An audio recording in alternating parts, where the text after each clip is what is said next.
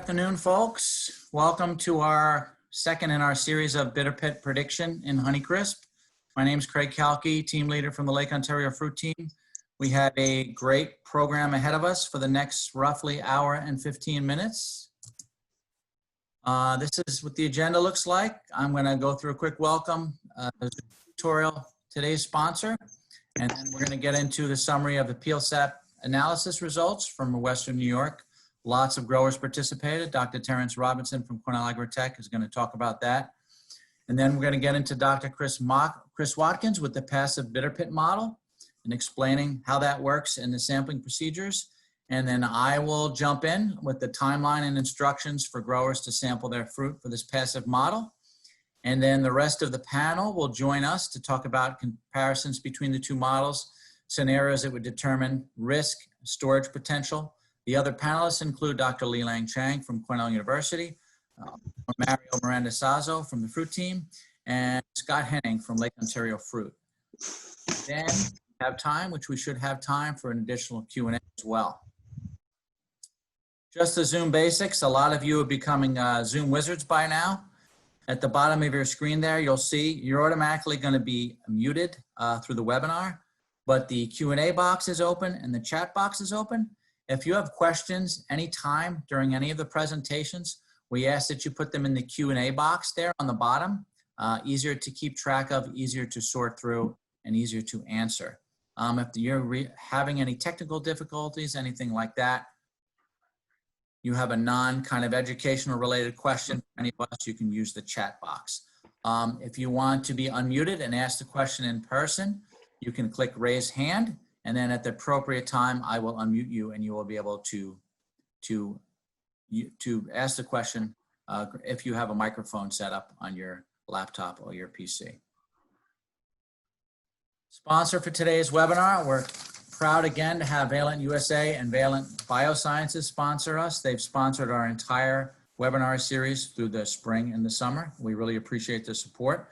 Valent USA offers fruit growers a large portfolio of conventional, biorational, and organic products, including important insecticides, plant growth regulators, and herbicides. With well-known brands like Esteem, Danitol, Dipel, Pomaxa, and Retain, Valent seeks to provide solutions to help you grow better apples from bud to box. So thank you to Valent.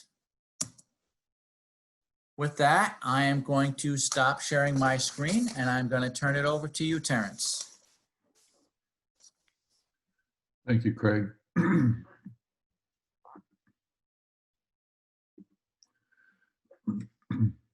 wanted to begin the meeting today just reminding the group that we had proposed this project, this effort, this initiative in the winter fruit schools. And it involves a number of steps to try to manage Honeycrisp quality going into storage, and then to develop with each lot of fruit basically a passport of information that could be used to make decisions about whether or not to precondition, whether or not to treat with MCP, whether or not to store for no storage period or long-term or medium.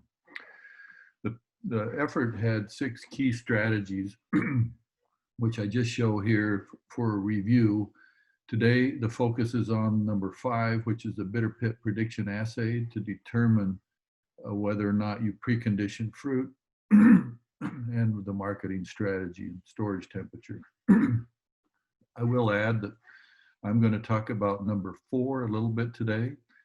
And we also had a webinar a week ago on number 6 on how to use PGRs to manage harvest if bitter pit risk is low. And I emphasize that point again in this one because we emphasized it last week, but if bitter pit risk is high, both Retain and Harvista just make it worse. And so we recommend no Retain or Harvista if bitter pit risk is high. But if bitter pit risk is low, those products are very useful. And based upon estimates of when harvest will be, and we could be wrong on that, we would suggest that Retain go on somewhere around August 24th, Harvista maybe September 7th. If you are using blush as a color enhancement product, it should go on in 2 sprays, August 24th and September 7th. That's estimating Honeycrisp harvest to begin about September 15th. Now, just those few little points to remember about this effort. It's a multi-pronged effort. It's not just what's going on right now. The key actions that should have been done or can be done or are being done now are these 8. We hope that people pruned their Honeycrisp trees to a target bud number of about 1.8. That's primarily to help avoid biennial bearing. Secondly, that they use blossom thinning to try to get thinning done very early to avoid biennial bearing. But then number 3, to manage crop load through precision thinning of multiple sprays to try to get crop load down to exactly the target number to both help ensure return bloom, but also to help maximize the quality of the fruit, because we know that low crop loads result in often many problems in storage, including bitter pit. And very high crop loads result in fruit that doesn't have characteristic taste and flavor and quality. Number 4, applying return bloom sprays. We had suggested 2 ethereal ones in June and 2 to 3 NAA ones in July.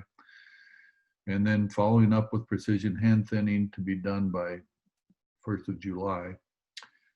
We then had a webinar in July about sampling fruit and peeling them and us measuring through the Cornell Mineral Nutrient Lab. And we thank Mike Brutsky for his great work on this to get us the results so quickly.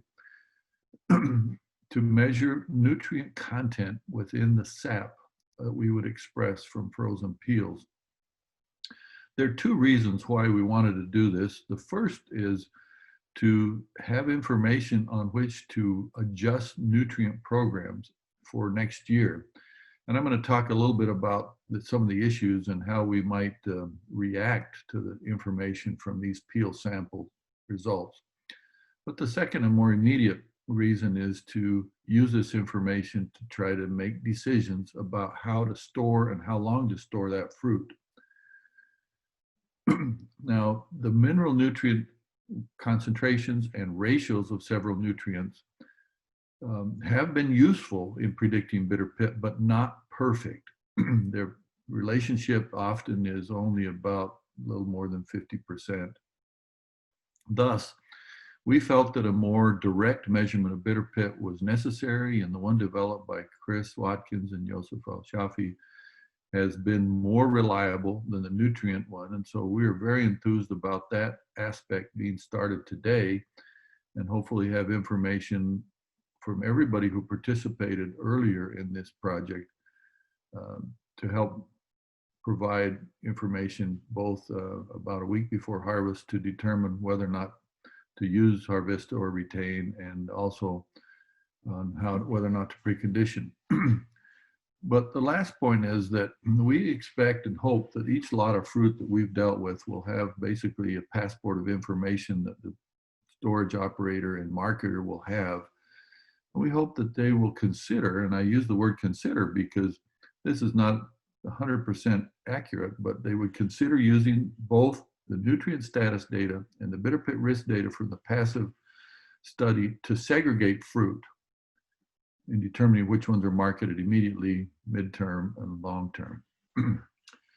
I'd like to move now to just talk about the results from the nutrient sap analysis that we did. And I really wasn't the main leader in this, but I am the one talking, but I appreciate Lai Liang Chang and Mario for the work they've done in the last several years in conjunction with Scott Henning of Lake Ontario Fruit. And it's really based on all their work that I'm going to comment. First, we had, I thought, great participation. You know, I had a dreams of 500 samples, but we got 287 samples, which is a lot. All 5 counties in the Western New York, except Oswego, were represented. We had from Niagara, Orleans, Wayne, Ontario, and Onondaga counties.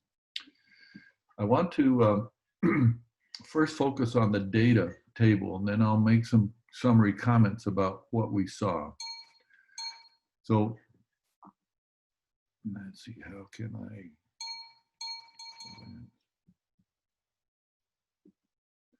First, let me focus on the calcium level. This is milligrams per liter. The mean of all 5 counties, all 287 samples, was about 90 milligrams per liter. There was a wide range with a minimum of about 37 and the maximum of about 143. Now, I did, just for those interested in statistics, I ran the median on every one of these, and I didn't include that data because it was very close to the mean, meaning there were no huge outlier that would skew the mean one way or the other. The mean was just about right in the middle of all the samples, half on one side and half on the other side, for every variable I'm going to talk about. Now, overall, what strikes me first is the calcium level, I think, is relatively low. And I think that's a result of dry weather in May and June and early July, and not all that much rain so far in late July and August. That, I think, is a concerning factor about all things that will go on with Honeycrisp post-harvest. But more important to us is the ratio of potassium to calcium. Now, I put the potassium data in there, but I don't want to really talk about it. But the ratio of potassium to calcium is one that has been the focus of the work done by Dr. Chang and Mario Miranda and Scott Henning in the last 3 years. And the average this year is about 25.4. The minimum is 13.6, and the maximum is 45.7. Now, in this case, a low ratio is good in terms of, we think, bitter pit susceptibility and storage potential, meaning it has relatively high calcium to potassium. When the ratio is high, that fruit is risky in terms of its post-harvest performance and could result in more bitter pit, but could also result in many other post-harvest issues and would be fruit that would be risky to store for very long. We have said before the year that we were going to use a cutoff number of 25. Any fruit less than 25 probably is relatively safe. Any fruit greater than 25 is probably risky. I'm going to break that down into 3 categories in the next slide, but just to give you some view of how this is, about half of the blocks of all 287 are above 25. That's worrisome. There are 2 other ratios that could be of value. Magnesium to calcium is another one that magnesium is a cation like potassium that competes with calcium, and there the range is, it's a much lower number because there's not as much magnesium as there is calcium in the fruit peel sap, but the average is 1.8 with a low of 1.1 and a high of 3.2. Another ratio that's kind of interesting is phosphorus to calcium. Now, over the years in studies that I've done and others have done, at Liang in particular, wherever phosphorus is high, nitrogen is also high. Now, we were unable to measure nitrogen in these peel samples, which I would have loved to have had, because I've seen data from our plots that high nitrogen, when we do dry ash analysis, is related to bitter pit and problems. But not having nitrogen, we use phosphorus as a substitute. And the ratio there also had quite a range from 0.6 to 2.7 with an average of 1.3. Now, Liang and I have discussed this a number of times, and we feel like that the ratios between, say, phosphorus and calcium and potassium to calcium generally line up. If the ratio is high for calcium or potassium to calcium, it's also high for phosphorus to calcium, but not always. And there's some cases where the ratio 1 is high and the other one is low. And so we think that this combined ratio, adding potassium and magnesium and phosphorus as a ratio to the calcium content, maybe is a more robust method of assessing risk of this fruit. And generally, the ratio of those 3 to calcium is about 3 units higher than the potassium to calcium. So if we look at that ratio, its average was 28.6 with a low of 16 and a high of 50. Now, I'm going to try to interpret those in the next slide, but I wanted to comment about other aspects of this effort. We tried to look at whether there were big differences across the fruit growing region between counties. And this data does not show big differences. All the counties in Western New York have similar ranges. Also, we tried to get information on whether the block was irrigated or not because of the dry June. Not everybody reported irrigation, and so the number of people that reported whether the block was irrigated or not is relatively low, but I couldn't draw any conclusions. There was no clear effect of irrigation. There were also no clear differences among rootstocks, although few blocks on B9 had high ratios. Although there were some B9 blocks that did have ratios above 30, close to 40 on the potassium to calcium ratio. In general, though, there is a rootstock effect, and B9, because it's weaker, tends to have less bitter pit. I really feel like that much of the differences due to rootstock is related to vigor of the trees. I show here next some data from one of our blocks in Geneva that Gennaro and I developed in 2019. We picked this year's data because 2019 in Geneva was a light crop, and so we would have expected high amounts of bitter pit. And if you look on the left of the chart, B9 had a rate of incidence of bitter pit of only about 4%. 118, on the other hand, had a much higher incidence of bitter pit. It's a more vigorous tree. Now you'll note the B9 has about the lowest of any of them. 65 and 214 also have low, but B9 is very weak. And so these are now 15-year-old trees, and the B9 trees are still relatively small. And so even though they had very low incidence of bitter pit, their yield, because it's such a small tree on a per acre basis, is only about 600 bushels to the acre. Now, if we went across all of these, there's a number of Geneva rootstocks. G11 sometimes is thought to have high incidence. Here it's medium, even on a low crop year. G30 has low incidence, even though it's a more vigorous tree. G41 has a little bit higher incidence. G214, a new one, has relatively low incidence, and you can see 814, 935 has relatively low, 202, 210. This is not 210, this is a 222, which we used to call 4210, 5046, the real 202. But 6210 has one that we've seen repeatedly has high incidence. M7 had high incidence, M26 intermediate, PAGM2 medium, and M9337 slightly lower. In many cases, this really relates to vigor of the tree. It also relates to some rootstocks, particularly 41, are very efficient at taking up potassium. So if you grow 41, you have to drastically reduce amounts of potassium you use to fertilize to compensate for the fact that it's very efficient at taking up potassium. So when we go forward then, with that little sidetrack about rootstock, just to consider what the data on nutrient ratios would mean or how we might use it, I want to present three categories of ratios. First, if the potassium to calcium ratio is low, and I'm defining that below 23. If you were using the alternative ratio of potassium plus magnesium plus phosphorus plus calcium, we would say low is below 26. We would say that the nutrient data would indicate that those blocks would be the most likely to do well in long-term storage. Now, I want to add that long-term storage of Honeycrisp is always a gamble. And I'm not recommending because everything can go wrong. But if you're a marketer and you as a grower want to take that chance, this is the kind of fruit that you should pick to try to go for storage longer than, say, end of January. There's an intermediate range between 23 and 26 in the potassium to calcium ratio, or if you use the other alternative ratio, between 26 and 29, that it's not so clear cut.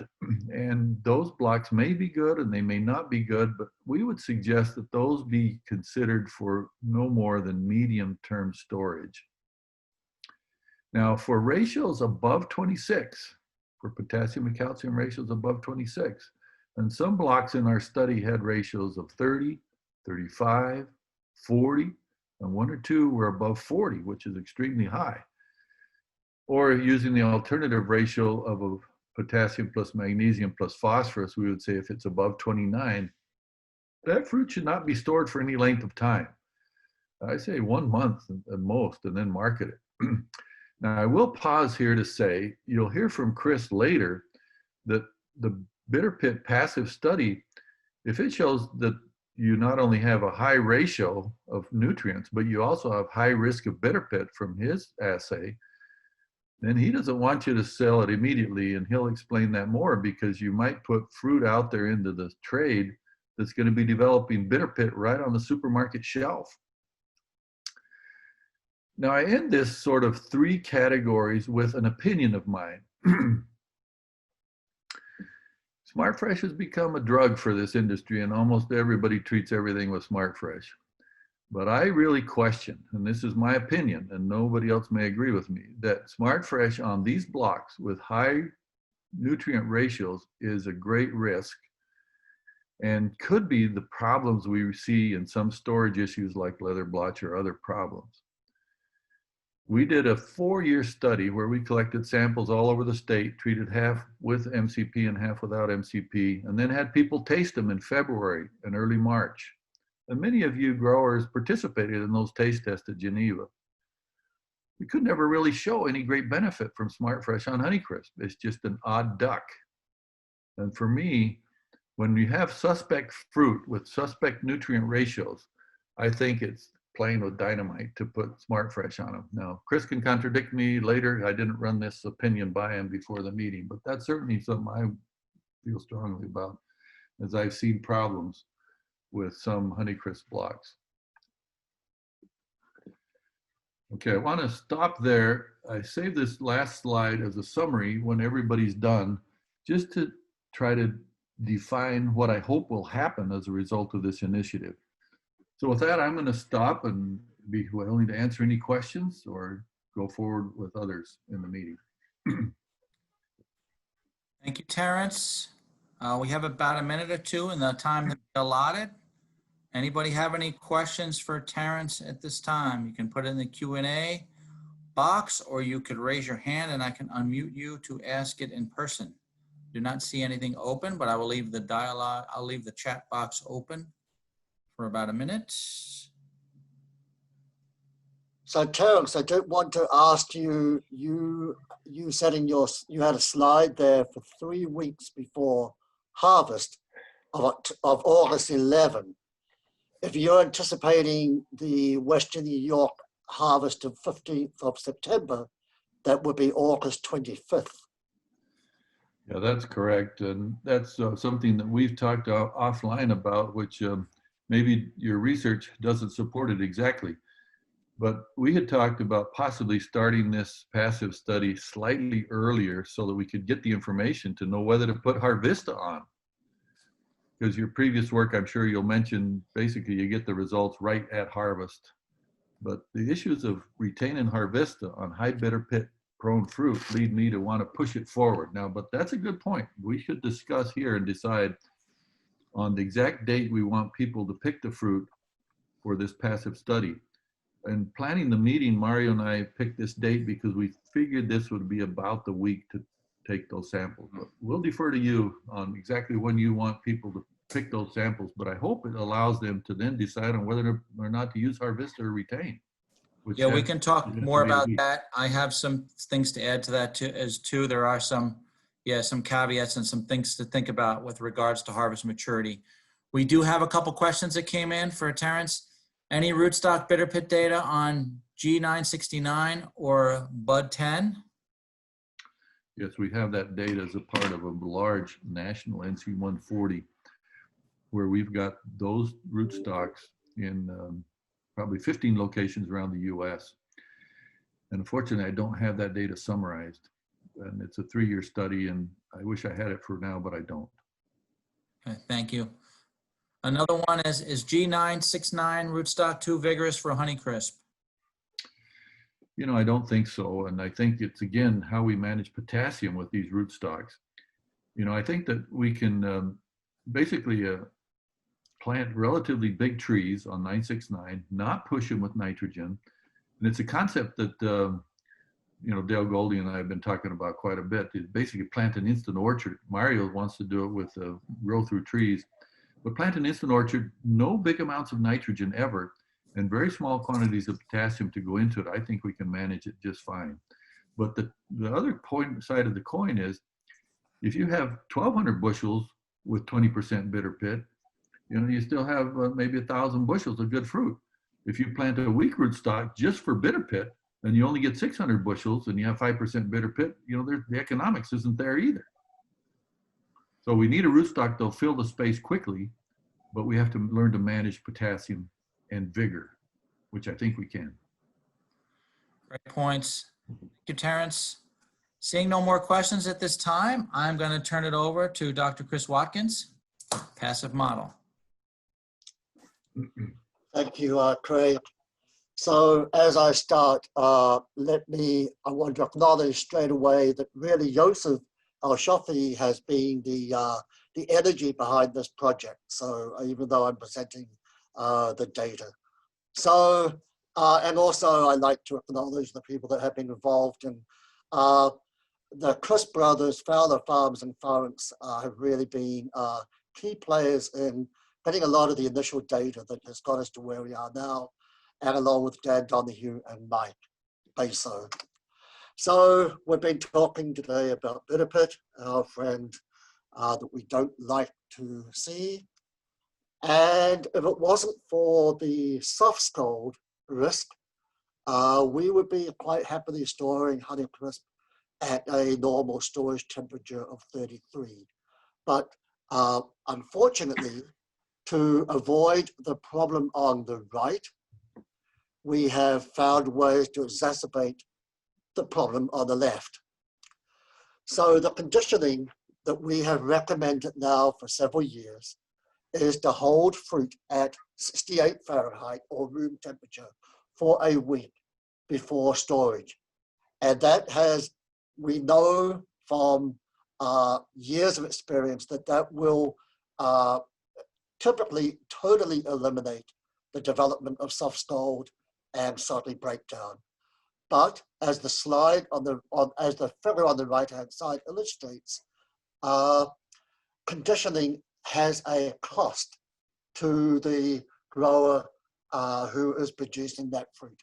And roughly you lose about 66% more fruit with bitter pit as a result of conditioning. Because we know that soft scald and salty breakdown does not always occur, and particularly is lowest in the Hudson Valley, the question has been, how can we avoid conditioning? And to avoid conditioning, we need to know, get some idea of the risk. Just to sort of put this in sort of financial terms for you. Now, I know $700 a bin maybe isn't achievable these days, but basically, these are two orchards in Western New York, where Orchard 1, Orchard 2, Orchard 1 in blue, Orchard 2 in orange. And you'll see the losses from that $700 bin of fruit was actually $330 in Orchard 2. If you did a condition, you see you're still losing $150 in Orchard 2, which is not great.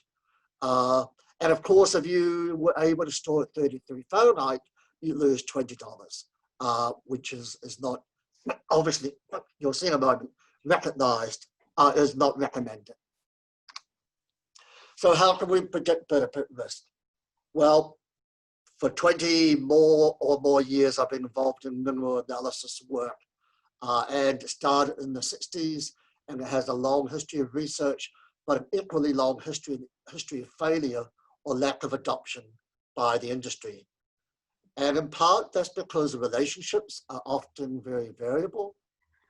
But most importantly, and especially in Western New York, the labor cost and management for most fruit analyses is too high. And I think, the SAT method that Terrence was just talking about is clearly an exception, because what it is doing is taking a very straightforward approach to analysis of the minerals. and minimizing the labor and cost. So our objectives have been over the last few years to evaluate non-mineral prediction models. Now these are not brand new out of our, no, we didn't create this idea. It actually started in the 70s in South Africa, where they used ethylene treatment. And this is where I'm a little worried, and we'll talk a little later about timing, because the studies show, as you would expect, that you just can't come randomly at any time before harvest and expect your prediction model to relate to Bitte at the time of harvest. And secondly, obviously, from the comment that I've made about losses, is how can we use these predictions to reduce economic losses? So first, looking at the the non-mineral prediction methods. The method that we have been using, we evaluated a couple others, but it has been the passive method, which is very simple. We take fruit, we harvest them 3 weeks before anticipated commercial harvest, keep them at 68, not 16, but that's my typo, room temperature for 3 weeks, and then measure the percent of fruit with Bitte. And we'll talk about the recommended procedure later in the presentation. So just to give you some results, this is data comparing fruit stored at 38, stored at 38 after conditioning, or stored at 33 Fahrenheit. In relation to the predicted values. And you can see two things. Number one, typically the conditioned fruit has higher Bitte, as I indicated before, and the fruit at 33 has much lower levels of Bitte. If we look over 4 years now of work in 3 different regions, you can see that there is a strong relationship between actual Bitte after storage and predicted Bitte. You will notice though, and this is important, that there is an overestimation. So in other words, we'll underestimate the amount of pit that will actually occur. And just a reminder for those of you that don't live and breathe R squares all the time, the higher this value is, the greater the relationship. So if this R squared value was 1, then every point would be on that line. But it does vary a little by region for reasons that we don't fully understand. Here on the left, we have actual Bitte against predicted Bitte. You see it's higher than the 1-to-1 line. In Western New York, it's much closer to being on that 1-to-1 line. And in the Champlain, for some reason, we have a substantial underestimate of the amount of Bitte that occurs. We've actually been doing this nationally. I'll come back to that in a moment. We have actually been doing this nationally. We've been working with Penn State every year for the last several years, working with Tara Borgia, very good relationships. But in Washington State, which they tried last year, using this method for the first time, you see this crazy situation where under our model, you would estimate 10% Bitte, but you can get upwards of 60%. Let me just come back to the comparison, taking couple years of minerals and Bitte. In 2017, this is the relationship 3 weeks before harvest. This is the relationship at the time of harvest. And same in 2018, sorry, this is not 2019, 2018. And interestingly, in both years, the relationship 3 weeks before harvest was better than taking minerals at the time of harvest, which frankly was a bit of a surprise to me. But we find that the R squared values are at least the same as the passive methods, if not better. So how can we use these predictions? I just want to share a couple of key points. One is that the way that Bitte develops in storage varies greatly. So, and in relation to soft scald. So in the case of Bitte, we typically see most pit develop. This is a bad example because we had a lot of pit at harvest, but most of it develops within the first month. And then in the Hudson Valley, your risk of soft scald is incredibly low. If we contrast that to Western New York, we have Bitte. Here's the more classic example of harvest levels reaching a maximum typically about 1 month, maybe a little bit more in some cases. But in the case of soft scald, really nothing starts to happen after that first month of storage. And somewhere between 1 month and 2 months, we're starting to get the soft scald development. So it's really, we need to be considering the dynamics of change. So first of all, there's large orchard block variation, which you are very aware of. Bitte, usually there's a maximum after a month of storage, but by the same token, soft scald does not become apparent until a month of storage. So we believe it's safe to store fruit at 38 without conditioning in high pit orchards. And in fact, there may be a safe time period when fruit can be kept at 30 degrees Fahrenheit without conditioning for a short time period without soft scald developing. And another little bit of data that fits into that is this graph, which shows you the Bitte pit that occurs in fruit that has been conditioned and stored at 38 against fruit that was put into 33 Fahrenheit at the time of harvest. This is very noisy and this is not a great R squared, but it does indicate that typically fruit that has a high Bitte susceptibility has a low soft scald susceptibility. And this was after 4 months of storage. So we have been asking the question, can we use 33 Fahrenheit for short-term storage? Obviously not long-term storage.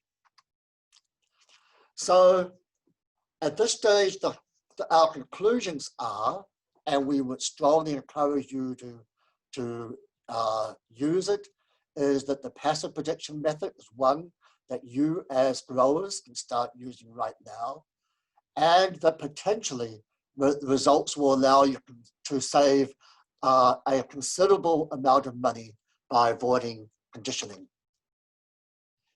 Terence touched on this a little. Unfortunately, well, I won't go into why we're not able to do this experiment this year, but one issue that we have had is very often, it depends on the risk, but we typically get an enhancement of Bitte by using Harvester and by using Retain.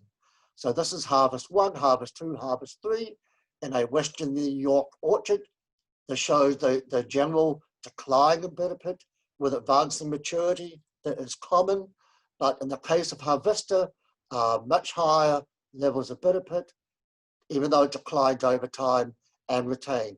And these data points are consistent with the fact that Harvester and Retain maintain the susceptibility of the fruit to Bitte by delaying maturation.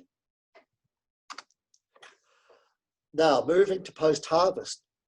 These are tentative predictions, but is my recommendation or our recommendation that if the predicted Bitte risk is greater than 30%, that means in fact the Bitte that you will get potentially is higher than 30%, more like 40%, then that fruit should not be conditioned.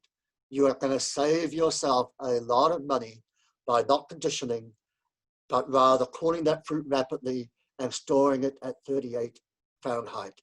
And this is especially true if you have used Retain or Vista. Only fruit with a predicted benefit risk of less than 10% should be marketed immediately.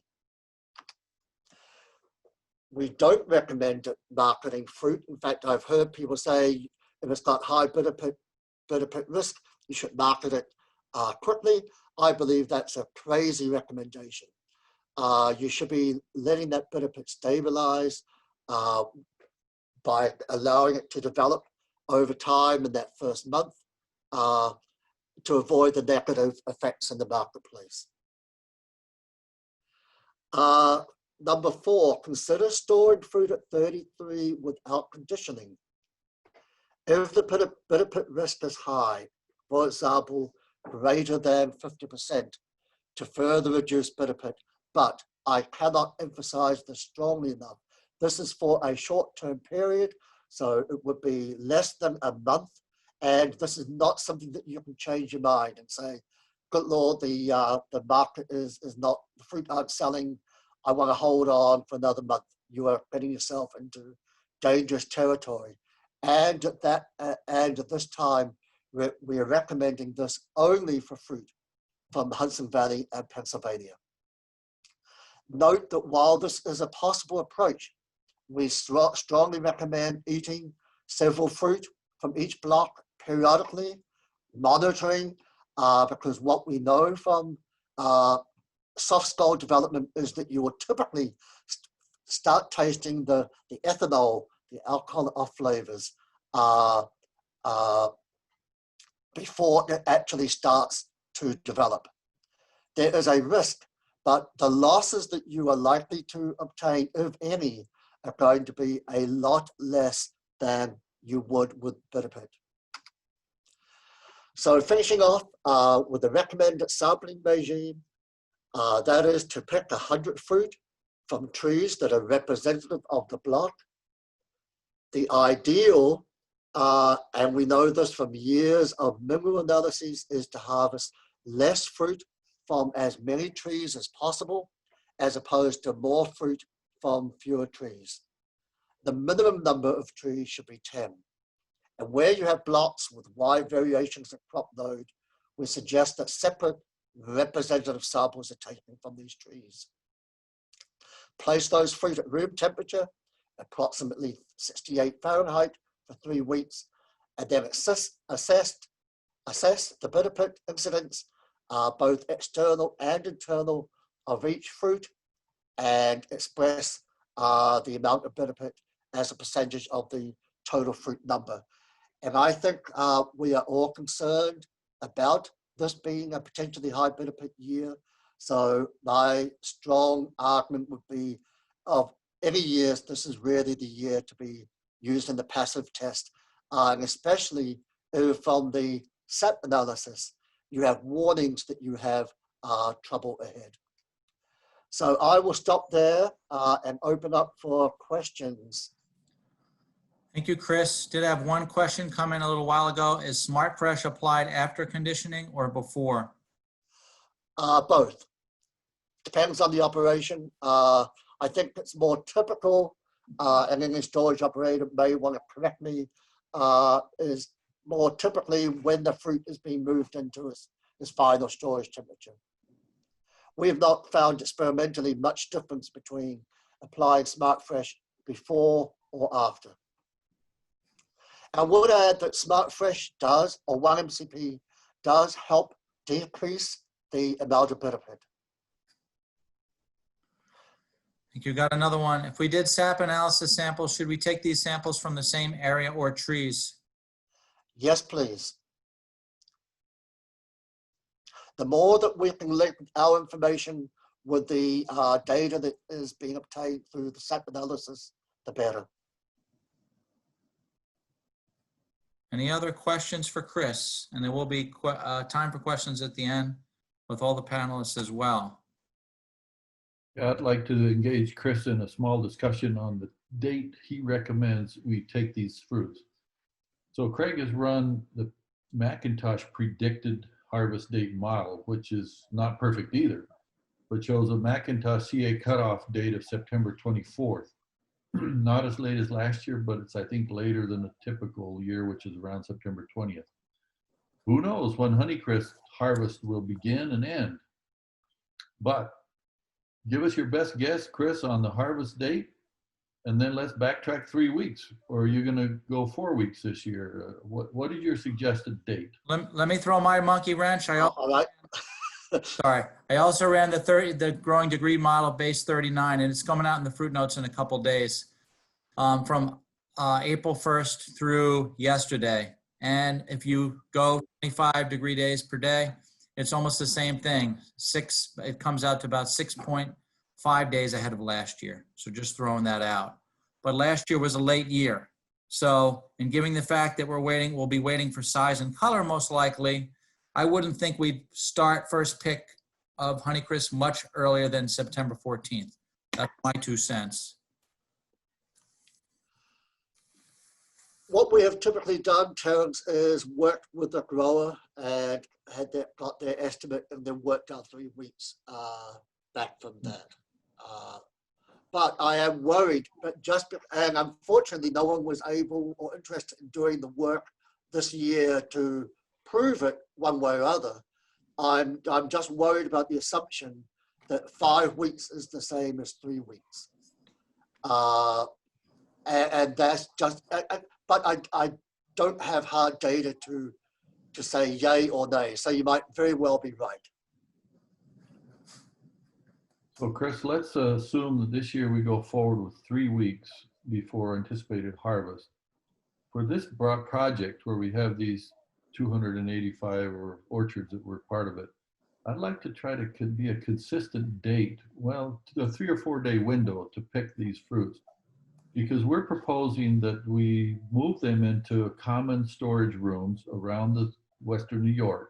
So like in Wayne County, you'd go into 1 or 2 storage rooms in Orleans and so forth. And then we, an extension, will probably try to do the evaluation. So it's a consistent evaluation. So therefore we have to decide on a date to ask people to pick these samples. Yeah. Not right now, within the next few days. Now the meeting may be scheduled earlier than we need to, but it gives us time. Yeah. So do you want to, either Craig or Chris, do you want to propose a date? Go ahead, Chris.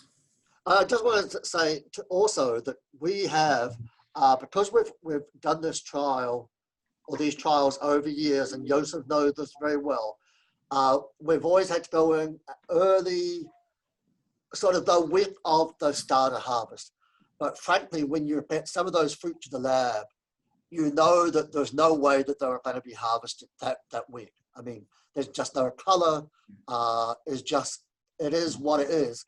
We've always just had to compromise because we know what it's like to drive up and find a tree bereft of fruit. And we'd rather pick the fruit a little less mature and make sure we have those storage samples. So you just have to come up with keep an eye on what the industry is doing and then adjust. And then in Western New York, you have got these effects relative to the lake as well. If just say this is spitballing, and we can, obviously this could change, or we can put it in publications, but if we have folks get the samples the 19th, 20th, 21st, say we target Wednesday, Thursday, Friday next week, 3 weeks from them would be the 9th, 10th, and 11th of September. If we're a little bit early, we evaluate those days, we're a few days early, but not, we're not at 28 days. And then that gives time to get the data to folks, hopefully by the 14th or 15th of September. I mean, that's a bit of a compromise, but it's not going too early. What do folks think about that? I really like that, Craig, because we're going to need a couple of days to assemble the data and email it back to people and get it in their hands before they start picking. Yeah, I think Craig and Chris, with Chris's comments, I think 3.5 weeks to a maximum 4 weeks before harvest might be a good compromise. And also, Chris's work showed that passive prediction is an underestimate of actual bitter pit incidence. I'm just wondering, Chris, if we move that, let's say, 1 week earlier or a half week earlier, do you think that gonna make the passive prediction numbers a little higher or pretty much the same? We don't know. Oh no, yeah. And actually, in relation to this, there's a question in the chat box that I think is relevant, and that is, were the harvest dates the same for retain, harvester, and control soft scald side? The effect of maturity of soft scald should be considered, and all of that is true. So in our trials, we have harvested fruit, whether they have been harvester treated or whether they have been retained treated or untreated at the same time. But if you remember back to the figure I showed with Honeycrisp in Western New York with 3 dates, you will remember that harvest and retain increased the amount of bitter pit, but in all cases it decreased over the 2-week period, starting harvest 1, harvest 2, and harvest 3. It just, the bottom line is, again, like anything that's useful, you end up with more questions than you have answers. If it didn't work, we wouldn't have any questions. But it does work, and now the point is, how do we finesse it so it becomes more and more valuable to growers? I have a couple of folks, thanks, that raised their hands. Jim Eve, I'm unmuting you. If you have a question. He's still on mute. Jim, you have to I allowed you to mute. Now you have to manually unmute, Jim. Can you hear me? Yep. Yes, we can hear you. Okay. I think one of the complications for the next couple of weeks is going to be the lack of color. Agreed. Looking at the forecast, the AccuWeather forecast for the next 3 weeks, looks like milder temperatures after this week, 70s and 80s, but at night 60-degree temperatures, which, yeah, I agree, doesn't really lend itself well to fruit coloring. It looks like this year it's looks like a lot like 2018. Yeah, hopefully not that bad, but also we have Joseph has raised his hand. Joseph, I've allowed you. You have to unmute, and then we should be. Hello everyone, thank you for the great presentations, and I have comment for the harvest, the passive fruit, or 3 weeks before harvest. We did, Chris, if you remember in the publications which we have, 2 years of study about the effect of dynamic of bitter pit development during 3 weeks of harvest. That means like we found 18 days is the maximum day that bitter pit developed after storage. Means if we harvested 4 weeks or 3 weeks, should be the same effect. After 18 days of storing at 68 Fahrenheit, no any development of bitter pit was. So, Joseph, what you're saying is we have a few extra days to play with in theory based on this limited research. If we evaluate, 24, 25 days after harvest, it should be a good predictor. I agree with the first comment from Terence that harvest, but also like based on your calculation, 16th of September as the commercial harvest day. That means the actual picking of 3 weeks of harvest will be August 25. Compared with several years of study, this will be good, I think, compared also like with last year. Thank you. Thank you, Joseph. Any other questions at this time? I'm going to share my screen.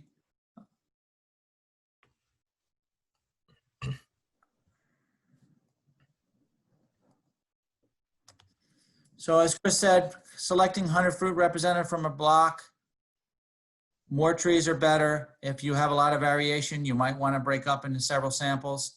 A couple of cardboard fruit boxes, a couple of boxes if you split them into 2, you can get 100 fruit nicely.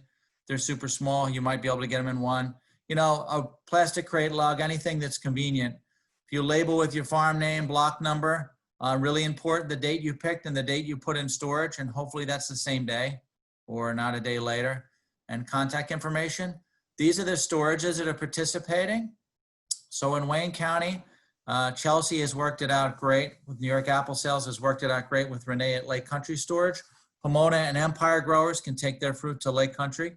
Other options, including KM Davies and Fowler Brothers, are both on board for Wayne County. In Orleans, participants are Lake Ontario Fruit and Dobbins. And Niagara, we have Niagara Fresh, which is Buccalo Cold Storage, and Sun Orchards. So our hope is when we figured out these dates, we get them out to you ASAP, the dates that we want you to pick them and bring them to the storages. And our hope is that our team can evaluate the fruit after 21 days at room temperature and get that data to Terrence and Chris and folks on the panel and give them a couple of days that they will be able to take that data and work with it and compare it to the peel analysis in time for, we hope, a September 15th harvest. So that's what we're shooting for.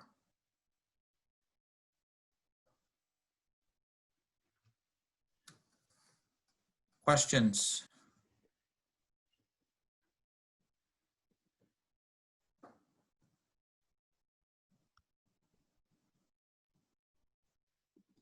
All right, seeing none, I'm going to stop sharing. So Craig, I'll just comment, I really like that strategy, and you know, just to plug this whole effort, if you participated in the peel sap analysis, I hope you'll harvest a sample for the passive storage from every block that we have peel data. But even if you didn't participate in the peel sap prior to the project, you can still participate in the passive evaluation of bitter pit part. So we had 287 samples on the peel sap. I'd love to see 500 samples on this passive study. I think it will help the entire Western New York industry manage better what happens with these fruit after they're picked. And Craig, can I say something? Certainly. For the protocol for the picking protocol, if we could come out, if the grower who did the peel sap, if they could come back to the same area where they got the fruitlets now in July, but also just to make sure that they understand the way of the sampling for fruit, so they don't sample so many fruit from few trees. Right. We really standardize the harvest protocol for that particular area. Yep. More trees are better, as Chris said. I think so, yeah. Question, should we select fruit of similar size? Yeah, my comment, well, I shouldn't say it. Chris and Joseph. It's good. I did not put that in the protocol. Yeah, every size for the block. Average size.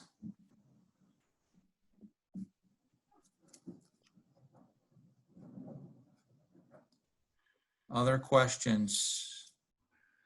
Or anything from any of the panelists? Well, Craig, I have one slide, summary slide on what I hope that will happen after this meeting's done, and I'd like to share that if I could. Sure.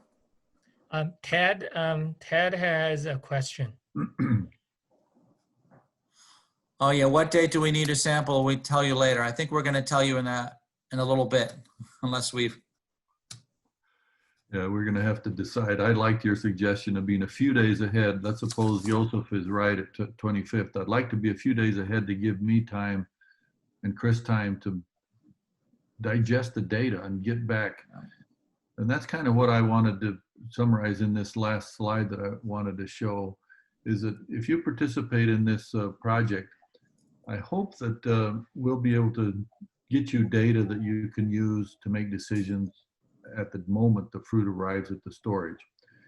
So leaving this meeting, to me, the next steps are, I would love to know what the actual crop load is on the trees that we use for the peel sap analysis. It will help me make a recommendation, or me and Chris make a recommendation once we have the passive data, because crop load is critical. Now I'm expecting that most Honeycrisp blocks have a good crop load this year, but I would ask, and I hope that you'll agree to do this, to go back to 5 trees where you did the peel sap, count the number of fruits on each of 5 trees and measure the trunk diameter on those same 5 trees and send me the data.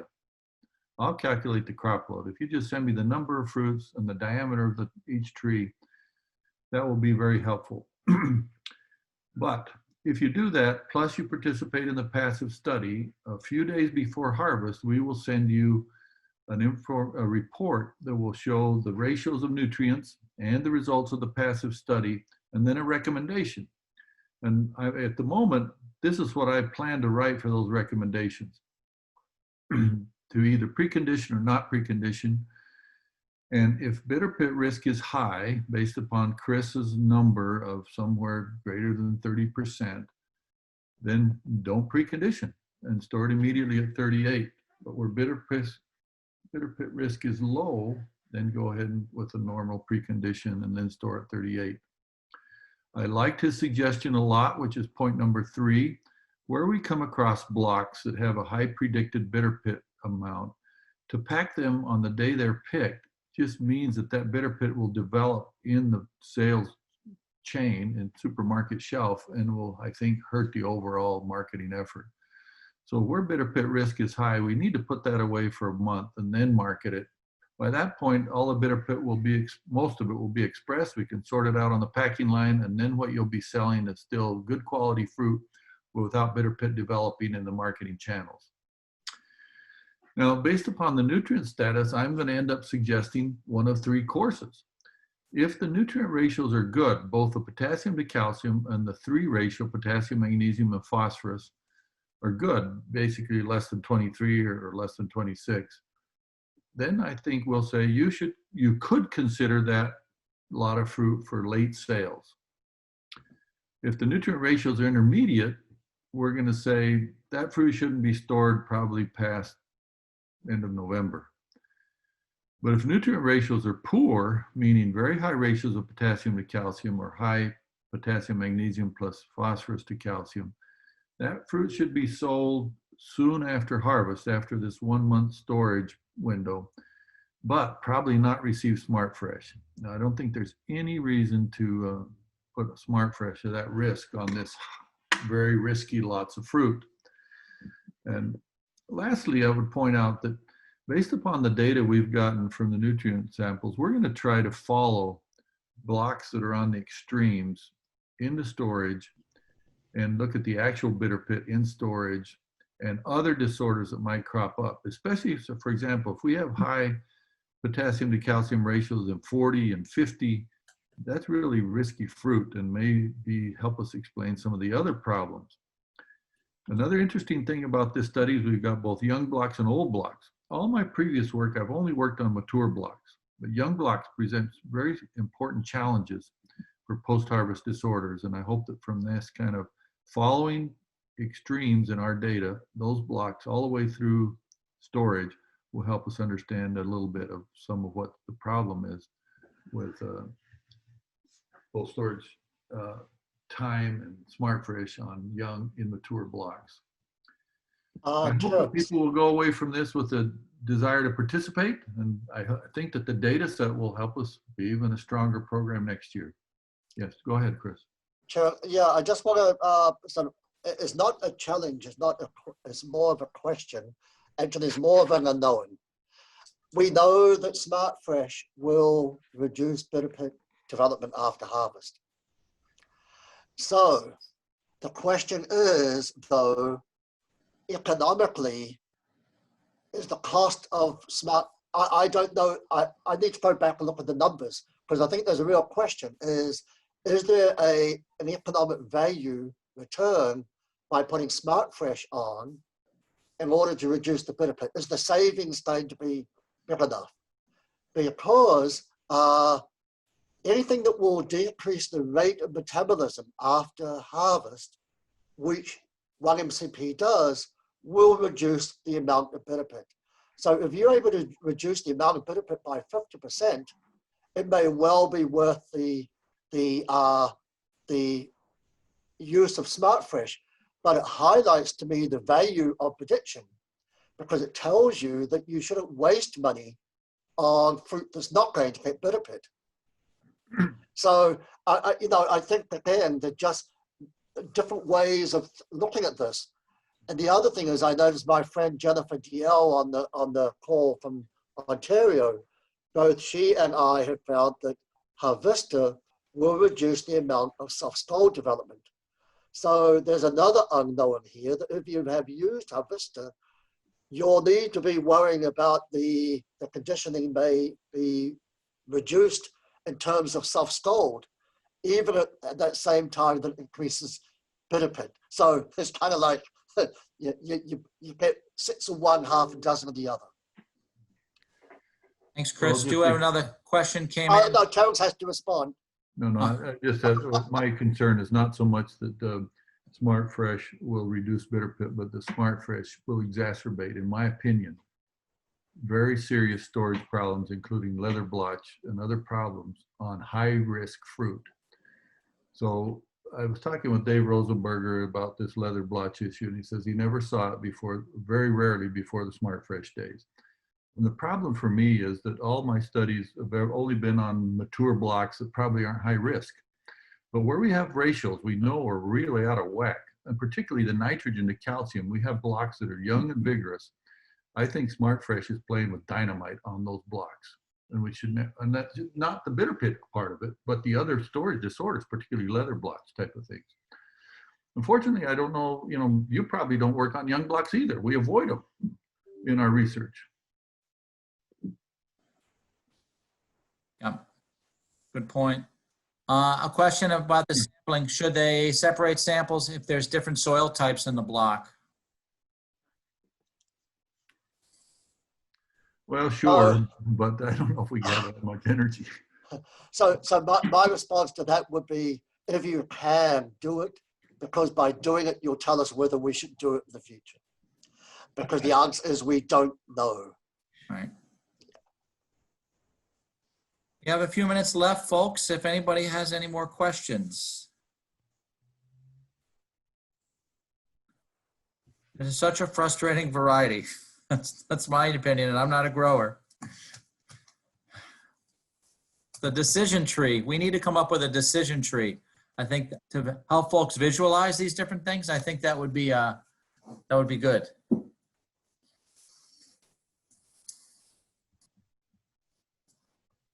Anybody?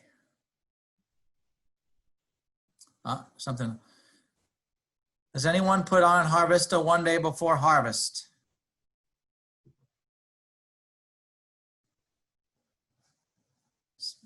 Not recommend, I mean, the pre-harvest interval.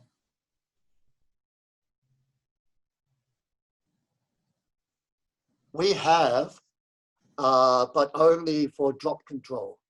Because what Harvesta will do, if you, and we did this with Macintosh, you're going to have those trees cascading apples, and you can come along and treat them with Harvesta, and you'll stop the drop. Thanks, Chris. Any truth that higher colored Honeycrisp have less bitter pit?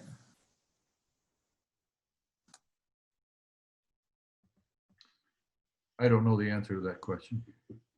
Nor me.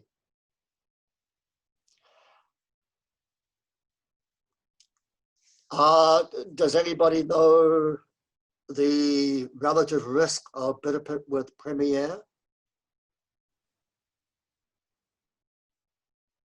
Relative risk with what, Chris? Bitter pit with Premier. Premier. Oh, the Premier strain. The Premier strain. Good question. I don't think there's enough trees out there. I mean, there's a lot of young trees out there, second and third leaf trees. For those who aren't aware, Premier is a sport of Honeycrisp that picks about 3 weeks earlier than normal Honeycrisp, so kind of with the ginger gold window. And I know Yosef's work has showed that, Kinang's work has shown that it really behaves like a summer apple. It softens pretty darn fast at room temperature, so so I don't know what the bitter pit risk would be. And I don't think we have enough fruit out there.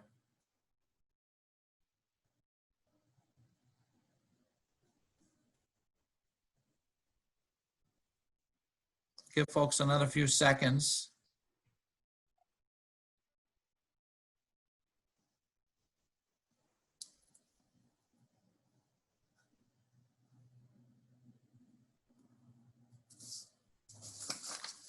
Well, seeing no more questions, with that, I thank our panelists for all their participation.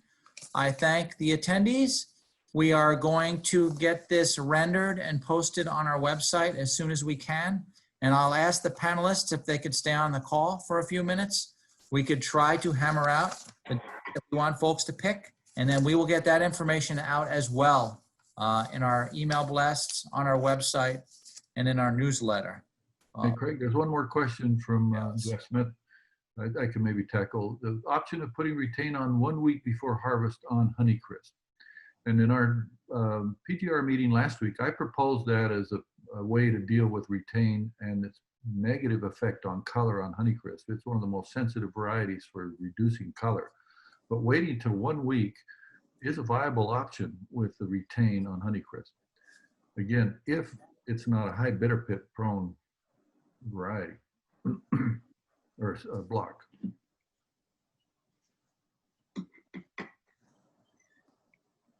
And the label now allows it, the 7-day, the new label has a 7-day pre-harvest application minimum.